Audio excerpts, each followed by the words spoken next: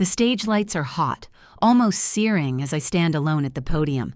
My professional smile is locked in place, a piece of armor I've worn for years, while the rhythmic click-click flash of cameras forms a wall of sound in front of me. This is it, the Galloway media launch. The dream I've been dragging behind me since I was 12 years old clutched in a sweaty palm. My heart hammers against my ribs, a frantic bird in a cage, as I instinctively scan the VIP section. 5 empty seats. They stare back at me from the front row, a void in the otherwise packed ballroom. I'd reserved them anyway. I'd even had my assistant write their names on the little embossed cards. David, Martha, Ethan, Aunt Paula, Uncle Felix. I'd done it like a fool, like I still believed that this time, after all the other times, would finally be different. If you're watching this video, tell me where you're from or what time it is for you. Miss Galloway. A reporter from a major trade publication calls out from the front row, her notebook poised. Who inspired you to start your company? The question hangs in the air, heavy and sharp. My throat tightens instantly. I reach for the glass of water on the lectern, my hand moving with practiced steadiness, buying myself seconds to compose my face. Around me, the grand ballroom of the Warwick Hotel waits. 200 industry professionals, investors, and journalists lean forward, their anticipation a tangible thing in the air. I set the glass back down, my fingers trembling just slightly against the cool crystal. The sound is almost imperceptible, but I feel it. Maybe, I say, and my voice is softer than I intended, forcing the room to fall silent to hear me. It came from knowing what it feels like to be forgotten. The cameras erupt. Click, flash, click, click, flash. They capture the precise moment my carefully constructed facade cracks open, just a fraction. I don't cry. I learned long, long ago that tears accomplish nothing in the Galloway household. They are a currency with no value. The memory surfaces, unbidden and sharp. Me at 12, cross-legged on the faded carpet of my bedroom floor, a cheap plastic toy microphone clutched in my hand. I'd saved 3 weeks of allowance for that microphone, a silver-painted thing with a cord that connected to absolutely nothing. But when I spoke into it, I imagined my voice traveling, expanding, reaching people who actually wanted to hear it. And in breaking news, I whispered to my audience of stuffed animals, arranged in neat rows on my bed. Sabrina Galloway reports that dreams do come true, if you just work hard enough. A roar of cheering erupted from the living room downstairs. My father's booming voice cut right through the drywall. Did you see that catch? That's my boy! That's a Galloway man right there! Football highlights again. Ethan's sophomore year game against Central High, played on our living room TV at least twice a week, a sacred text. I pressed the useless microphone closer to my lips, raising my voice just a fraction, determined to finish my imaginary broadcast. My bedroom door cracked open. Mom, Martha, poked her head in, a finger pressed to her lips in the universal sign for hush. Honey, could you quiet down just a bit? But I was just... I know, sweetie. Her smile was a tired, flimsy thing that never reached her eyes. Your brother's highlights are on and your father's trying to focus. Maybe later, okay? You know how important these game films are. The door closed with a soft final click. Later never came. It never did in our house. Later was always reserved for Ethan. Ethan's games, Ethan's trophies, Ethan's future. These form the holy trinity of all Galloway family conversations. A son carries the Galloway family name. Dad, David, reminded me once when I was 14. I had just won a regional speech competition, and I'd made the mistake of asking why he never came to watch. He'd ruffled my hair, a gesture meant for a 5-year-old, not a teenager. Your brother's got real pressure on him, Sabrina. You're the lucky one. Lucky. I roll that word around in my memory as I stand on this stage. 6 years after college, watching the reporters scribble my quote about being forgotten. The irony is so thick I could choke on it. I learned to record in whispers after that day when I was 12. I learned to dream quietly, to speak softly into that toy microphone long after the plastic cracked.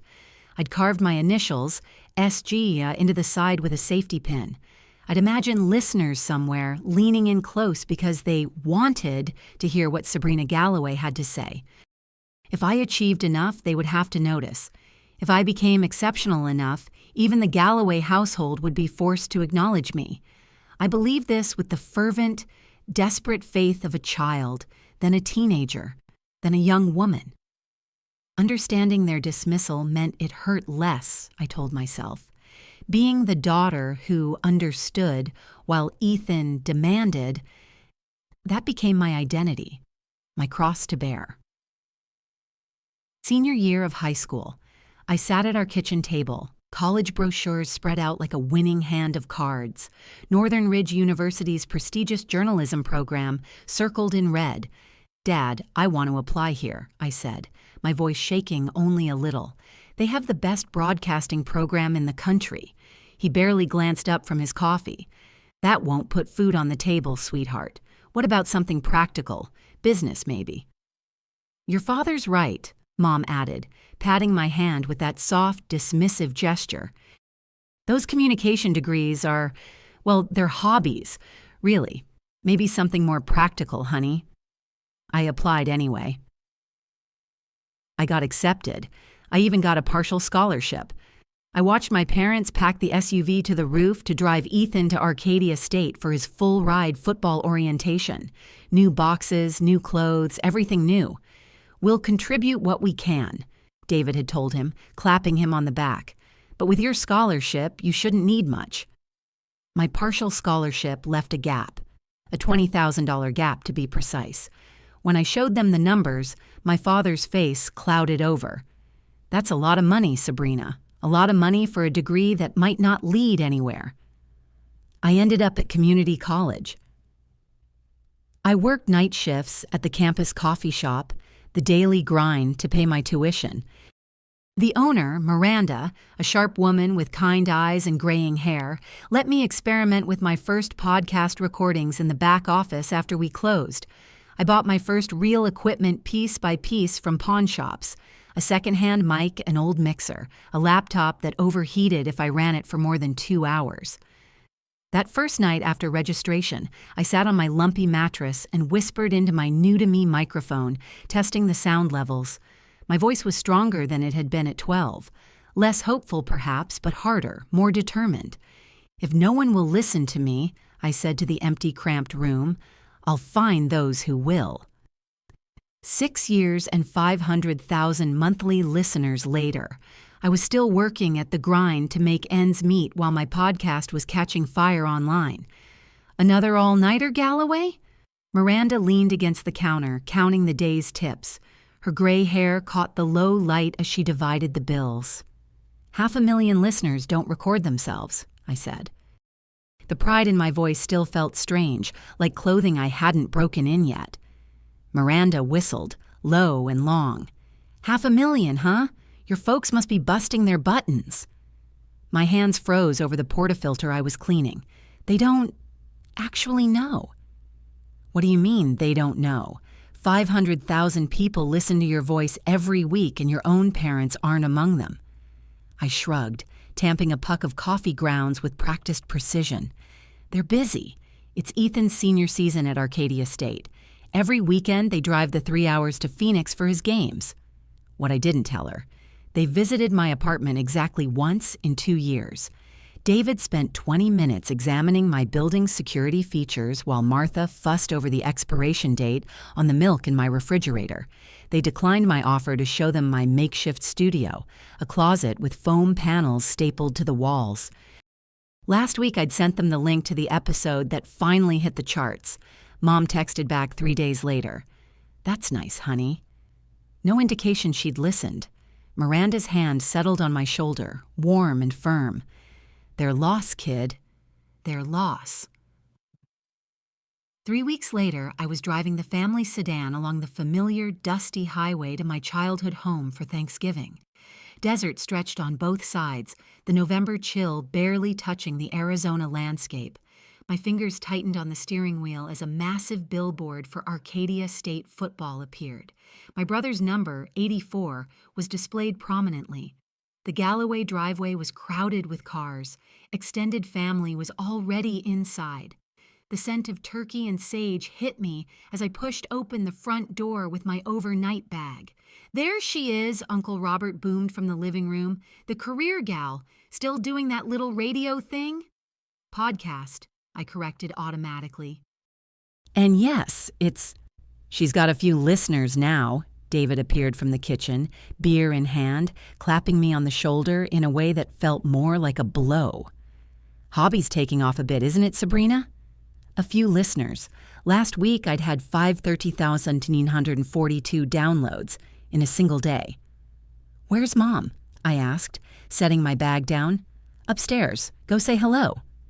I climbed the familiar stairs, passing the gallery wall, framed 8x10s of Ethan in various football poses, Ethan holding a trophy, Ethan in mid-throw. My own graduation photo hung at the very end, a small 5x7, tilted slightly as if hung as an afterthought. I pushed open my old bedroom door and stopped cold. The room was unrecognizable. My twin bed was gone, replaced by glass display cases filled with trophies. Shelves lined the walls, holding game balls with signatures and dates. Framed newspaper clippings covered the space where my bookshelf used to be. My mother stood in the center, dusting a particularly large, gaudy trophy. "Mom," she turned, startled. "Oh, Sabrina, honey, I didn't hear you come in." Her eyes flicked nervously around the room, then back to me. We've been meaning to tell you. With Ethan possibly going pro, we needed someplace to display all his accomplishments properly." My throat tightened. "Where's my stuff?" "In the garage, boxed up, nice and neat." She brushed her hands on her apron, a gesture of finality. "We figured since you've got your own place now." I scanned the walls, searching for any trace of me. The spelling bee certificates, my high school journalism awards, the framed cover of the university paper's issue I'd edited. Nothing, not a single thing remained. You could have asked. "Well, you're never home, are you?" she said, her voice taking on a defensive edge. "Always working at that coffee shop, always recording your little stories." She patted my arm. "Come on down. Come help with the stuffing. Everyone's waiting." Downstairs, Ethan held court in the living room, regaling our cousins with tales of college glory. He barely acknowledged my presence with a nod before continuing his story about a game-winning catch. Later, as we gathered around the dining table, David raised his glass. "To Ethan, with NFL scouts watching his every move, soon we'll have a real Galloway legacy to be proud of." Glasses clinked. My water glass remained on the table, untouched. After dinner, I escaped to the garage. Cardboard boxes labeled Soraya were stacked haphazardly beside old paint cans. I dug through one, finding my childhood journals and my carefully preserved awards, now creased and bent. My phone buzzed in my pocket. An email from Waypoint Media Group, the podcast network that had been courting me for months. They were ready to offer a distribution deal, a real one. It would expand my reach exponentially. I read the email again, my heart pounding. The catch. They needed financial references and a co-signer for the office space lease in LA. It was standard for a first-timer. I returned to the house, finding David alone in the kitchen, loading the dishwasher. "Dad, I need to talk to you about something important." He looked up from stacking plates. "Make it quick. Highlights are coming on." I explained the opportunity. The biggest of my career. I explained the requirement for a financial reference, a simple co-signature. His expression darkened with every word. "So, what you want me to stake my credit on this podcast thing," he said, the word podcast sounding like something distasteful. "Sabrina, those internet radio shows are just hobbies. What happens when this whole thing falls through and I'm on the hook?" "It won't fall through. I have 500,000 listeners. This is my chance to—" Your brother, he cut me off, his voice sharp, has NFL scouts at every single game. That's a real opportunity. This internet stuff. He shook his head, turning back to the dishwasher. It's not stable. It's not real. My hands curled into fists at my sides. I'm asking for a signature, Dad, not money. And I'm saying no. He didn't even look at me. When you have a real job with real prospects, then we can talk. He shut the dishwasher door. Conversation over. I drove back to my apartment that night, a cold, hard fury burning in my chest where the hurt used to be. Not real. A hobby. Fine. If he wouldn't help me, I would do it myself. I wasn't just a kid with a podcast anymore. I had metrics. I had ad revenue projections. I had letters of intent from sponsors. I spent the next 48 hours in a caffeine-fueled haze, bypassing Waypoint's cosigner requirement and applying for a small business loan directly. I compiled everything: my listener demographics, my growth charts, my ad revenue from the last 6 months, my new contracts. It was all there, on my laptop, a flawless, undeniable presentation of a real, stable, and rapidly growing business. I had a meeting scheduled at a bank for 9 a.m. The night before, I was at the grind, closing up with Miranda. I was triple-checking the presentation, my laptop open on the counter. You look like you're going to war, Galloway, Miranda said, wiping down the espresso machine. I am, I said, a grim smile on my face. I'm finally going to show them all. At 2 a.m., I packed up my laptop, put it in my bag, and headed out to my car. It was parked in the alley behind the shop. The single street light was flickering. And then I saw it. The passenger side window of my beat-up sedan was a spider web of shattered glass. No, I whispered, my breath catching. No, no, no. I sprinted to the car. The interior was tossed. The glove box was open. And my laptop bag, the one I'd left on the passenger seat for 2 seconds while I locked the shop's back door, was gone. My business plan, my metrics, my contracts, my only copy of everything, gone. I stood there in the cold, drizzling rain, staring at the empty seat and the glittering pile of tempered glass. A wave of nausea hit me. How could this happen? It wasn't a random smash and grab. They'd left my cheap stereo. They'd left the change in the console. They only took the bag. And then I heard it, the squeal of tires. I looked up, my eyes straining in the dark. Halfway down the alley, turning onto the main street, was a car. It was too dark to see the plate, but I knew that silhouette. I knew those custom taillights. It was Ethan's car, the one my dad had co-signed for as a graduation present. He'd been home for Thanksgiving. He'd heard me arguing with Dad. He'd heard me talk about my hobby. He'd done this. He'd stolen my future to protect his place as the real legacy. I sank to my knees on the wet asphalt, the rain mixing with the tears I'd sworn I'd never shed. I had nothing. They had taken everything. I sat there for a long time. The cold seeped into my bones, but the fury was hotter. It burned away the despair. They thought this would stop me. They thought this would break me. They had just shown me exactly how terrified they were of my success. That night, I didn't sleep. I sat in my apartment staring at the wall. Then I went to my closet studio. I didn't have my laptop, but I still had my phone. I hit record on a new app. This is what invisibility sounds like. I whispered into the phone's tiny microphone, my voice raw and unfiltered. This is what it feels like when the people who should see you most clearly try to make you disappear. I didn't publish it. It was for me. A vow. They're never going to see me, I promised the empty room, unless I force them to look. The next morning, I walked into Miranda's shop, my eyes swollen, my suit stained with alley grime. He stole it, I said, my voice flat. My brother, he stole my laptop. Miranda just poured me a coffee. So what's the new plan? I'm calling Waypoint. I'm taking their deal, whatever their terms are.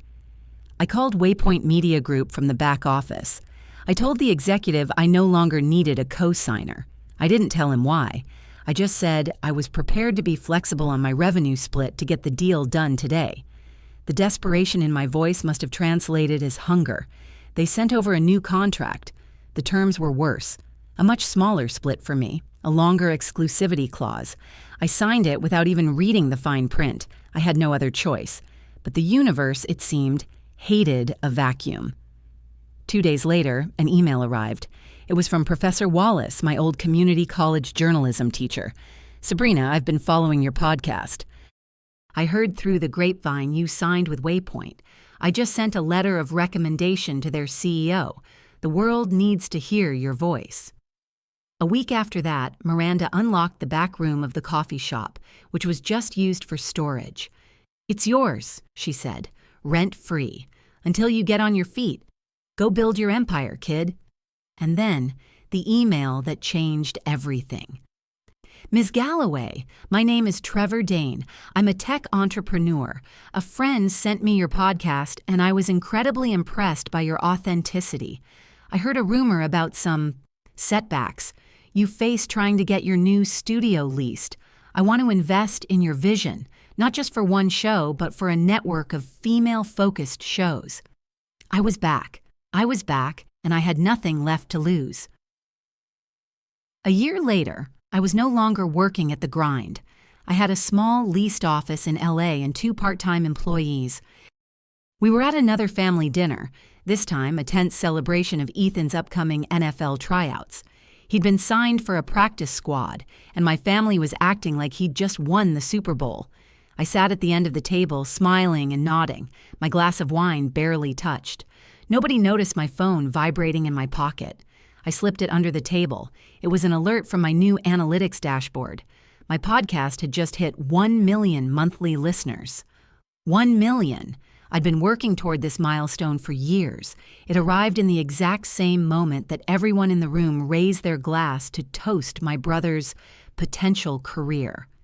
Later, I was in the kitchen, loading the dishwasher while everyone else fawned over Ethan's college highlight reel in the living room. Again. Mom came in, placing a stack of dessert plates beside me. "Honey," she started, her voice hushed. "Would you mind not mentioning your work tonight?" I froze, a plate in my hand. "What?" "It's just, your brother needs this spotlight right now. The scouts are still on the fence, and he's very stressed. We don't want to distract from his moment." I arranged the silverware in the tray with mechanical precision. "When, exactly, is my turn for the spotlight, Mom?" she sighed. It was the sound of a woman who had mastered the art of gentle, loving dismissal. "You know how your father feels, Sabrina. Real careers versus hobbies." The word hobby stung like a slap. 1 million listeners, I said. My voice clipped and short. $200,000 in advertising revenue last quarter. A hobby, right? She just looked at me, confused, as if I'd spoken in a different language. "That's nice, dear. Just not tonight." For Ethan. Aunt Paula cornered me before dessert, her bifocals slipping down her nose as she peered at me. "How's your little radio show going, dear?" "Podcast," I corrected her, the same way I had 6 times before. "And it's going well, actually. We just hit—" "Did you hear Ethan might sign with the Cowboys?" she interrupted, already turning back toward the living room. "Your father is just beside himself." 2 weeks later, I was 24 years old. I stood in my new, much larger apartment in downtown LA, staring at the press release draft on my laptop. Galloway Media, my own company. 5 shows were now under my production umbrella. I had a full studio space leased in a downtown high-rise. I had 15 employees who counted on me for a paycheck. The launch event was set for next Thursday at the Warwick Hotel. 300 industry professionals had already RSVP'd. I needed my parents there. I didn't need their money, not anymore. I didn't need their signature. I just needed them. To see me. Some childish, stupid part of me still believed that if they saw the ballroom, saw the press, saw the reality of it, they would finally understand. I typed the email with shaking fingers. Mom and Dad. I'm launching Galloway Media next Thursday at 7 p.m. It's at the Warwick Hotel Ballroom. This is the most important day of my life. Please come. Love, Sabrina. I checked my phone hourly for 6 days. Silence. The morning of the launch, a text finally arrived. It was from Martha. Sorry, honey, Ethan's playoff game is tonight. Your father says to tell you good luck with your thing. Love you. Your thing. I read the text 3 times. I set my phone face down on the bathroom counter. The mirror reflected a woman in a tailored gray suit, her eyes bright with unshed tears. I blinked them back, hard. I applied another coat of mascara, and I practiced my speech again. The ballroom glittered with industry elites when I took the stage that evening, and there they were, 5 empty chairs staring back from the front row, each bearing a small printed reserved card. David, Martha, Ethan, Aunt Paula, Uncle Felix. I swallowed hard as the spotlight found me. Thank you all for coming tonight, I began, my voice miraculously steadier than my heartbeat. Galloway Media represents a new vision for digital storytelling. The speech flowed. It was good. It was strong. I had practiced it until I could say it in my sleep. The Q&A began. A reporter from the LA Times raised his hand. Miss Galloway, he asked, who inspired you to start your company? The question hit me like a punch to the sternum. I glanced at those 5 empty chairs, then I looked back at the waiting crowd. Maybe, I said softly, the microphone picking up the tremor.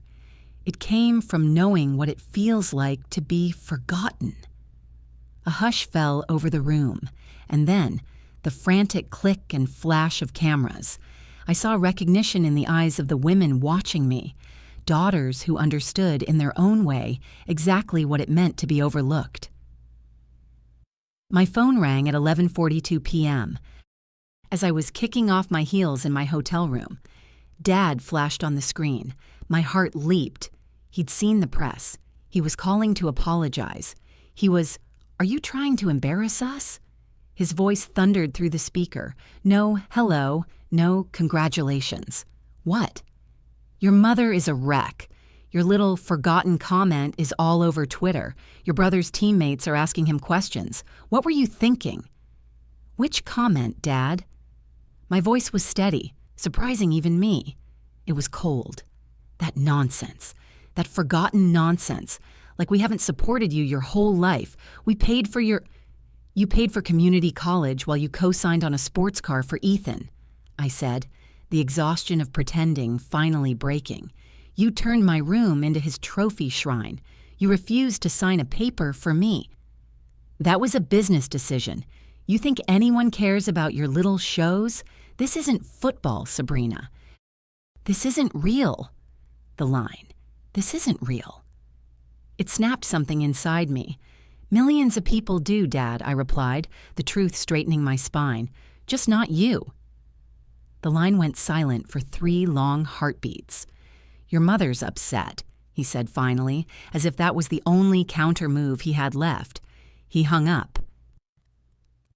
By morning, the clip had gone viral. Female entrepreneur speaks truth about family dynamics, read one headline.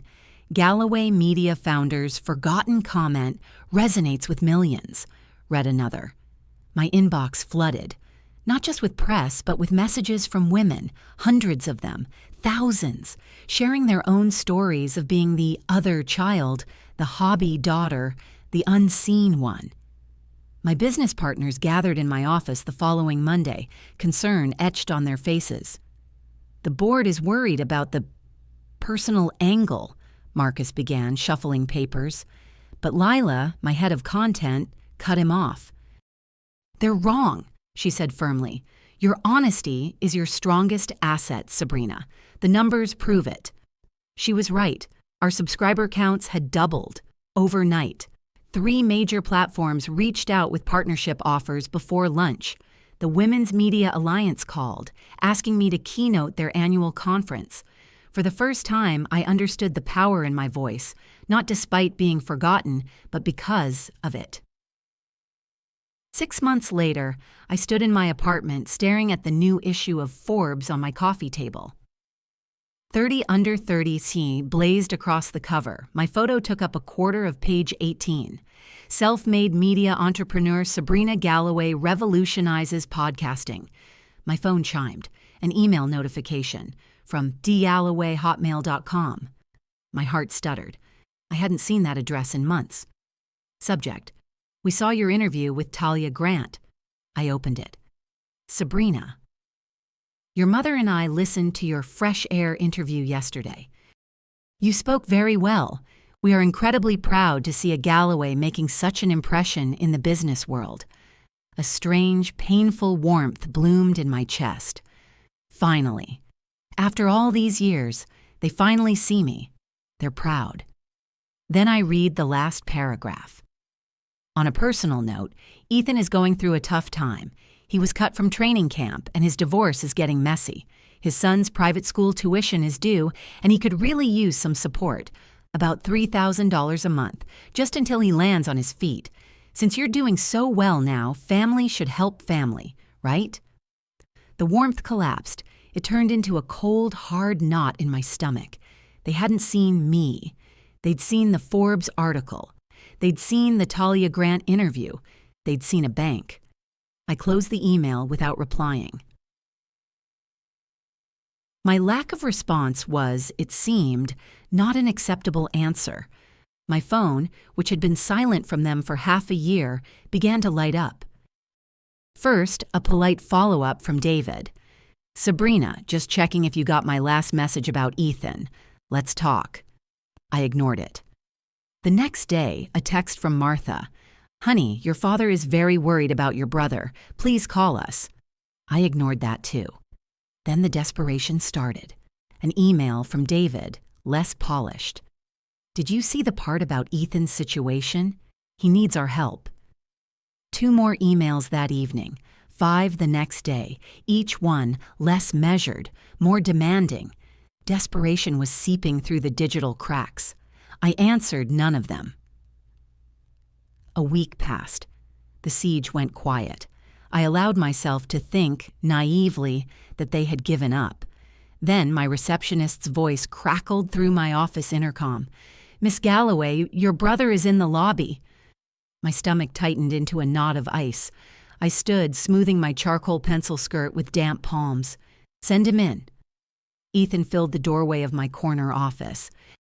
He still carried himself like the star quarterback, but the expensive designer jacket hung loose on shoulders that had lost their bulk. His eyes narrowed as he took in the floor-to-ceiling view of downtown Los Angeles behind me. Nice digs, he said. No smile. Must be nice. What can I do for you, Ethan? I gestured toward the chair across from my desk, but he remained standing, prowling. Dad's emails, you've been ignoring them. I responded to his first one. I said coolly, not about what matters. He paced 3 steps, stopping at my bookshelf, where my first pawnshop microphone sat in a small glass case. You know, I lost my coaching position. The divorce, she's taking me for everything. The office beyond my glass walls had gone silent. My team was pretending not to watch, but I could feel their attention like a physical presence. I heard, I said. I'm sorry. Sorry doesn't pay bills. His voice rose, the old entitlement flaring. You've got millions of listeners, you're in magazines, while my son is eating instant noodles. What kind of aunt does that make you? The word aunt landed like a slap. Ethan had a 9-year-old son, Tristan. I had met him exactly twice. Both times, Ethan had been too busy talking football with Dad to even introduce us properly. You haven't called me his aunt since he was born, I said, the words escaping before I could catch them. This isn't about that. He slammed his palm against my desk, rattling my monitor. This is about family. This is about helping each other when times get tough. When times got tough for me, where were you? My voice remained even, practiced. When I was working night shifts to pay for community college, when I was begging Dad for a signature, I took a step toward him. Where were you, Ethan, the night before my bank meeting, the night my car window was smashed and my laptop was stolen? The laptop with my entire business plan on it? His face went pale. He hadn't expected that. I don't know what you're talking about. Oh, I think you do. I saw your car, Ethan. You thought you'd just… What? Take out the competition? Make sure I stayed the hobby so you could be the legacy? That's different, he sputtered. How? How is it different? It just is. You're a… He faltered, searching for the word. A girl? I finished for him. Just the daughter. Heads were turning in the office beyond. I'd raised my voice without meaning to. I took a deep breath, centering myself. Everest, I built this company from nothing. I built it while you got full scholarships and NFL tryouts. I built it while Mom and Dad attended every single one of your games and missed every single milestone in my life. I stood straighter, meeting his gaze. You can ask for help, Ethan. You can even apologize. But you will not come in here and turn me into your emotional ATM. His face reddened with pure rage. You've always been jealous. No, I said, walking to the door and opening it. I've always been invisible. We're done here. Security? My head of security, a large man who I paid very well, appeared in the doorway. Ethan looked from me to him, his fists clenched. He gave a bitter laugh and shoved past the guard, storming out. That evening, the notifications flooded my phone. Ethan's Instagram post, a long, self-pitying screed about selfish sisters who get famous and forget where they came from, was gathering steam. Comments from his old teammates and our extended family poured in. That's terrible, man. Family is everything. Shame on her. My father's number appeared on my screen 7 times. I let each call roll to voicemail. My mother's message arrived just before midnight, a tearful voicemail. Sabrina, honey, family takes care of family. Your father and I gave you everything we could. Her voice cracked. Everest needs your help. He's your brother. He's family. I pressed delete. By morning, the real damage control attempts had begun, or rather, the damage creation. A producer I'd met once at a conference called, Hey, Sabrina. Weird question. Your father reached out to my boss. Something about family concerns that might impact your work? 2 of my mid-level advertisers received similar contacts. My father, the man who'd called my company a hobby, was now dredging up every loose connection to the media industry he could find to poison the well. My team assembled in the conference room without being asked. Loyalty burned in their eyes. They're trying to pressure you through business channels, my head of operations said, sliding a printed list of inquiries across the table. How do you want us to handle it? I studied their faces. People who chose me. People who saw my value without needing a blood tie. Tell them all the same thing, I said, my voice clear. Galloway Media speaks for itself. Period. My mentor called from New York that afternoon. Your brother's quite vocal online, he said, his voice dry. Need anything? Just your continued support. You've always had that, he paused. You know you're doing the right thing, right? Boundaries matter. The validation wrapped around me like a shield. Thank you. But the pressure was mounting.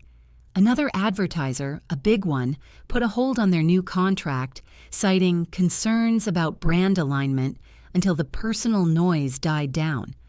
My father's campaign was working. I was in my office late staring at the contract when a new email popped up. The sender was truthteller2124a proton.me. The subject, proof. My hand trembled as I clicked it. The email was encrypted. It contained a single locked file and a password. I opened it. It was a folder full of screenshots, text messages, between David and Ethan. David, she's not responding. Call her advertisers. The ones I sent you, tell them she's unstable. Family trouble. Ethan, on it. What about that Trevor Dane guy who invested? David, I'll handle him. We'll squeeze her until she remembers her obligations. Ethan, she brought up the laptop. She knows. David, she can't prove anything. Stay on message. You're the victim. She's the selfish one. My blood ran cold. It wasn't just Ethan, it was my father orchestrating the whole thing, the sabotage, the smear campaign, all of it. At the bottom of the email, there was a single line of text. "He did this to me too. Don't let him win." I stared at the words. He did this to me too. Who? Ethan's ex-wife, the mother of his son. She was my unexpected anonymous ally. The office intercom buzzed 3 days later. "Miss Galloway, your mother is on line 1. My finger trembled as it hovered over the button. I pressed it. "Mom, Sabrina." Her voice sounded smaller than I remembered. I wanted to call you myself, not through your father. That's a first." She sighed, a long, weary sound. "I'm sorry we missed your launch. I should have been there." The apology hung between us, unexpected and incomplete. I waited. "Your father doesn't know I'm calling," she said, clearing her throat. "Ethan is he's so angry that you won't help." "And you?" I asked. I'm trying to understand." A long pause. "The things you said in that interview about being forgotten, was it really that bad, Sabrina?" The question stunned me. 30 years of invisibility, of being second best, of being dismissed as a hobby. And she asks, "Was it really that bad?"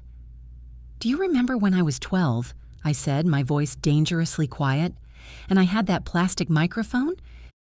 And you told me to be quiet because Dad and Ethan were watching football highlights? Oh, honey, that's just one time.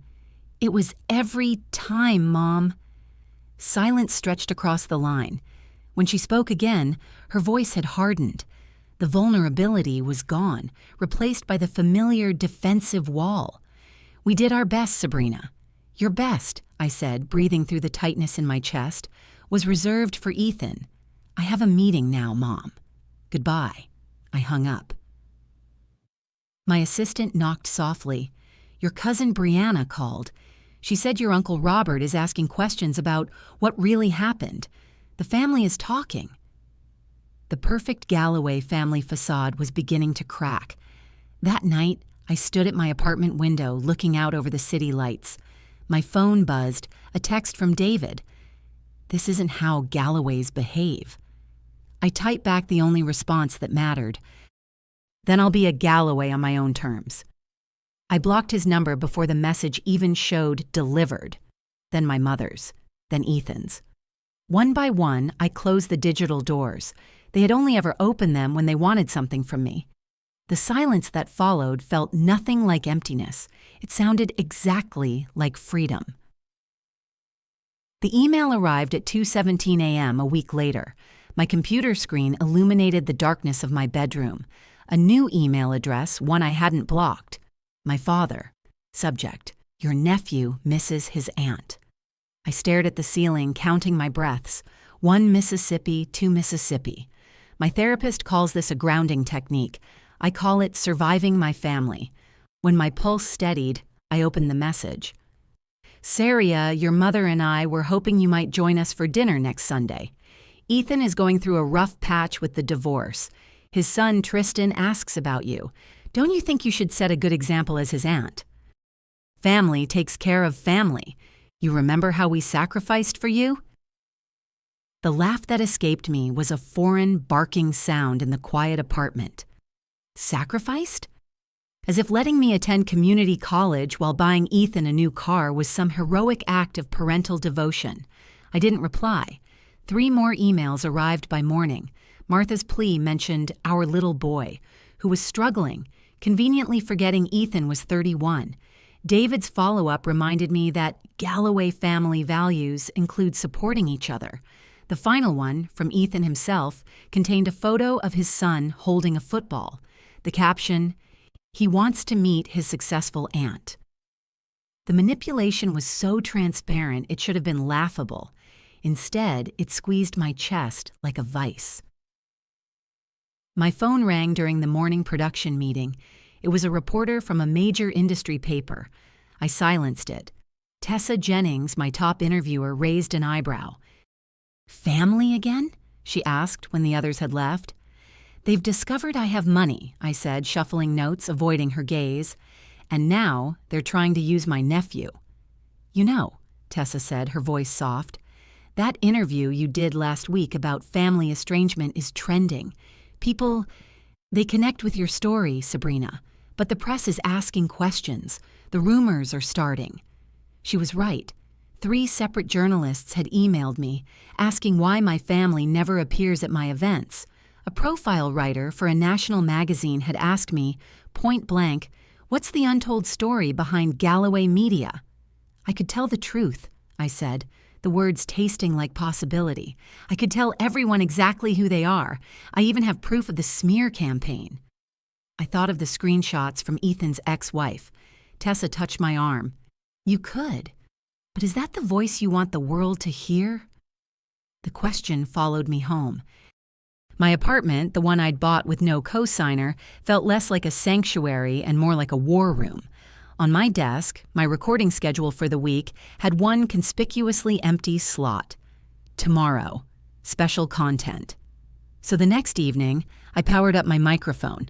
The red on-air light blinked, patient and waiting. Unlike my family, it had always been there when I needed it. This is a special episode, I began, my voice steadier than my hands. Names and identifying details have been changed to protect privacy. I paused. The temptation to name them, to use the proof I had, burned like acid in my throat. To finally force David and Ethan to face what they'd done. To let millions hear how the great David Galloway and his athletic prodigy son treated the daughter who dared to succeed on her own terms. But that would make me exactly what they claimed I was, bitter and vengeful. Today, I continued, my voice dropping to just above a whisper, I want to talk about what it means to be the daughter who was always loved last, the one who learned to dream in silence, because her voice wasn't worth hearing. For the next hour, I spoke without notes. I told them everything. About the 12-year-old girl with the toy microphone, about the college applications and the hobby, about the bedroom that became a trophy shrine, about the business plan, stolen from a locked car by a sibling who couldn't stand the competition, about the launch event and the 5 empty seats in the front row. I never once said my father or my brother.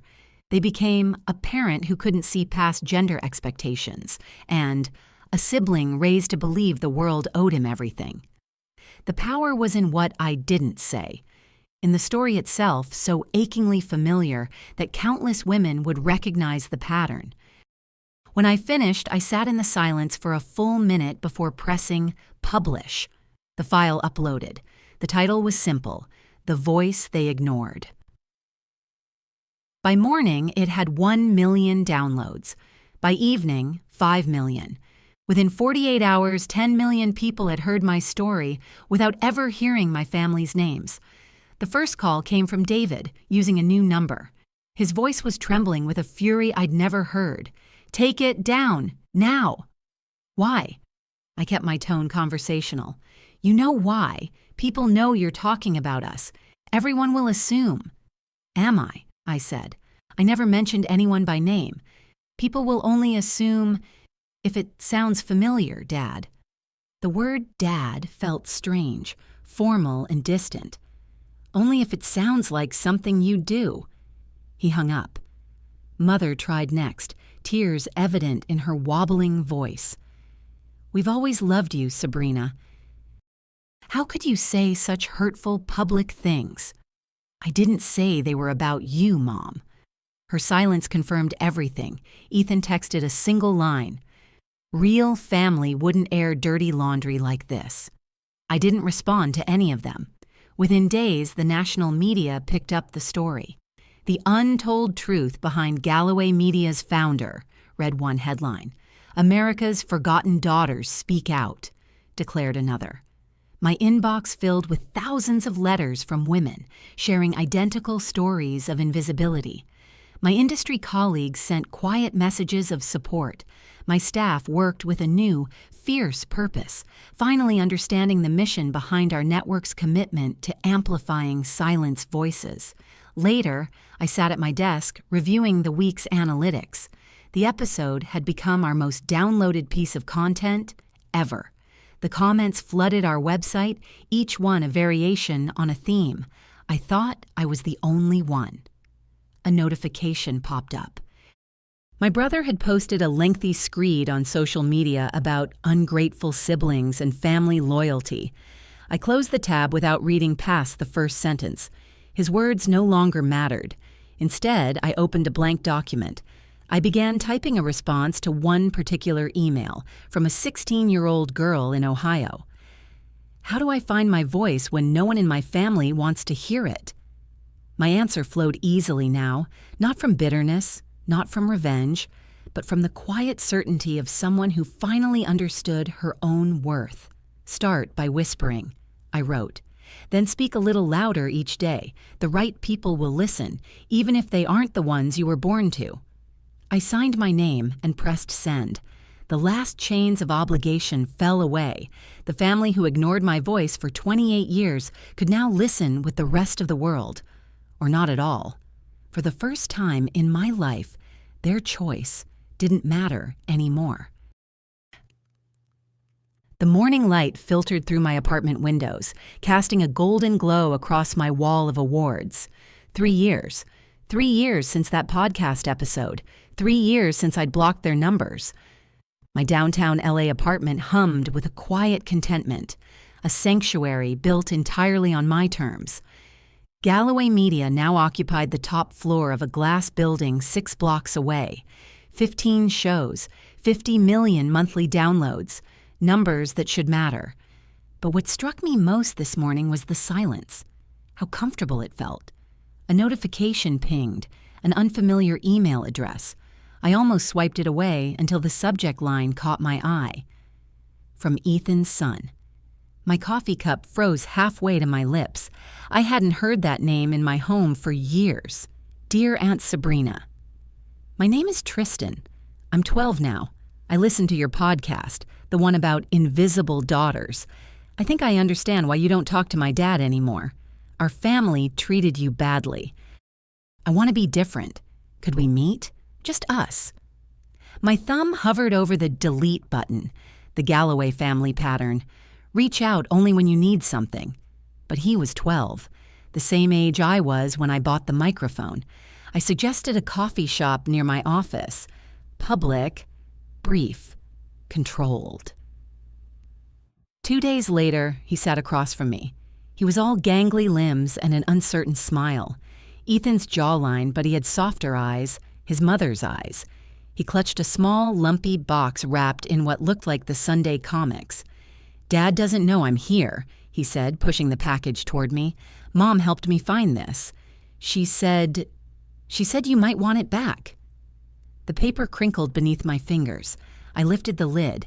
Inside, resting on a bed of cotton balls, was a small plastic microphone, silver paint chipped, cracked along one side, yellowed tape holding it together, and there, carved into the base with a safety pin, were my initials, SG. Where? My voice caught. Where did you find this? Mom found it in Grandpa's garage when they were cleaning out stuff after the divorce. She said it was yours. 20 years collapsed. I was 12 again, whispering stories into this worthless, priceless plastic toy, believing someone, somewhere, would want to hear them. I listened to all your shows, Tristan said, fidgeting with his straw. The one about invisible daughters. It made me cry. Dad never talks about you, but sometimes I hear him and Grandpa arguing about you when they think I'm playing video games. Something broke loose inside me. For the first time in years, tears blurred my vision. Thank you for bringing this to me, Tristan. The words barely squeezed past the tightness in my throat. Could I ask you something? Tristan leaned forward, his expression earnest. How did you know your voice mattered? When nobody listened? The question struck me with such familiar precision that I knew instantly this boy carried the Galloway curse of invisibility. He wasn't the golden child. He was the watcher, the quiet one. I reached across the table, squeezing his hand. I didn't know if it mattered, Tristan. I just knew I'd disappear completely if I didn't use it. Dad says I should play football, he said, a confession delivered in a rush, his eyes darting around. But I'd rather write stories. You don't have to be like anyone else, I told him. Just listen and tell the truth. That's all any voice really needs. His smile broke open like a sunrise. Could I learn to record them? Someday? Like you did? When you're ready, I promised, I'll teach you. He went up to the counter to get a cookie. While he was gone, my phone buzzed with a text from an unknown number. I'm glad you got it back, and I'm glad you used the proof I sent all those years ago. He deserves to be seen for who he is. So do you. I looked up. Tristan's mother, A, was parked in a car across the street watching. She gave a small, almost imperceptible nod. She had been my ally. She'd seen her own invisibility in mine. I nodded back. That evening, I placed the broken plastic microphone on my awards shelf. It sat right between my Peabody Award and the framed Forbes magazine feature. The contrast jolted me. The plastic toy beside the crystal trophy, the beginning and the culmination. I pressed record on my personal audio journal, the one show no one else would ever hear. Not every wound needs an apology to heal, I whispered, cradling the old microphone in my palm.